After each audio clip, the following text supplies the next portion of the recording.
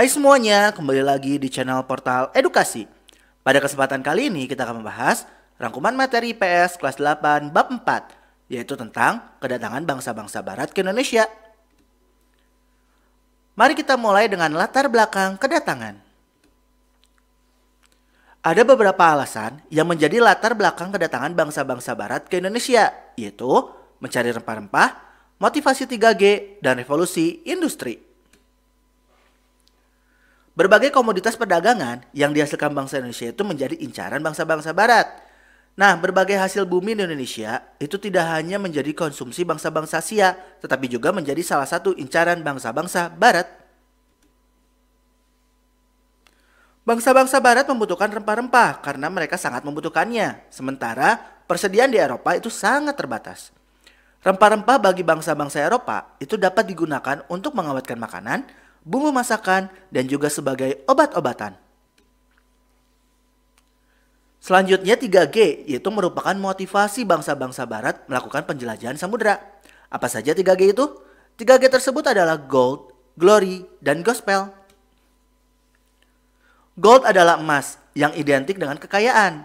Hal itu menggambarkan bahwa tujuan bangsa barat ke Indonesia adalah untuk mencari kekayaan. Kemudian glory adalah kejayaan suatu bangsa. Sedangkan gospel adalah keinginan bangsa barat untuk menyebarluaskan atau mengajarkan agama Nasrani, khususnya agama Kristen, ke bangsa-bangsa di Asia, Afrika, dan Amerika Selatan.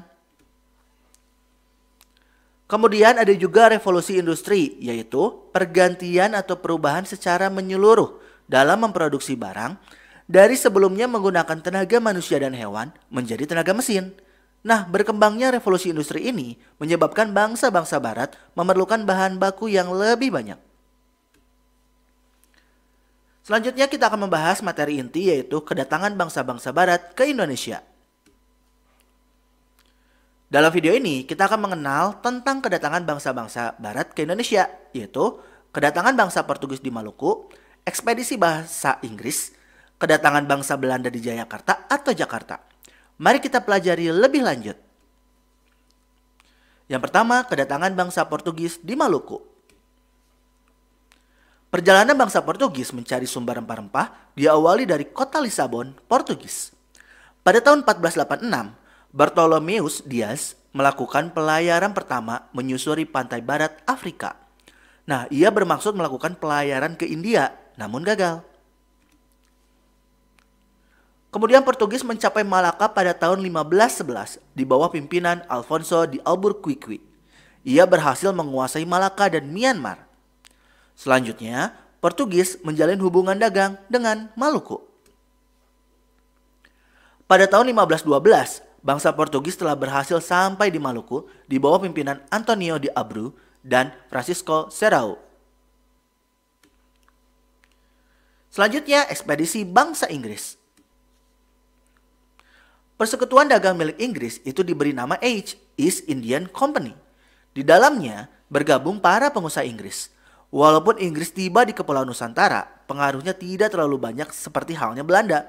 Hal ini disebabkan Eik terdesak oleh Belanda sehingga Inggris menyingkir ke India atau Asia Selatan dan Asia Timur.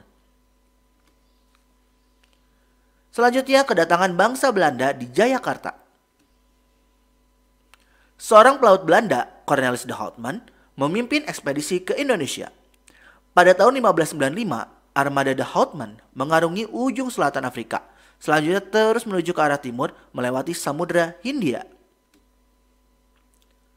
Pada tahun 1596, armada de Houtman tiba di Pelabuhan Banten melalui Selat Sunda. Kedatangan Houtman ini di Indonesia kemudian disusul ekspedisi-ekspedisi lainnya. Dengan banyaknya pedagang Belanda di Indonesia, maka muncullah persaingan di antara mereka sendiri.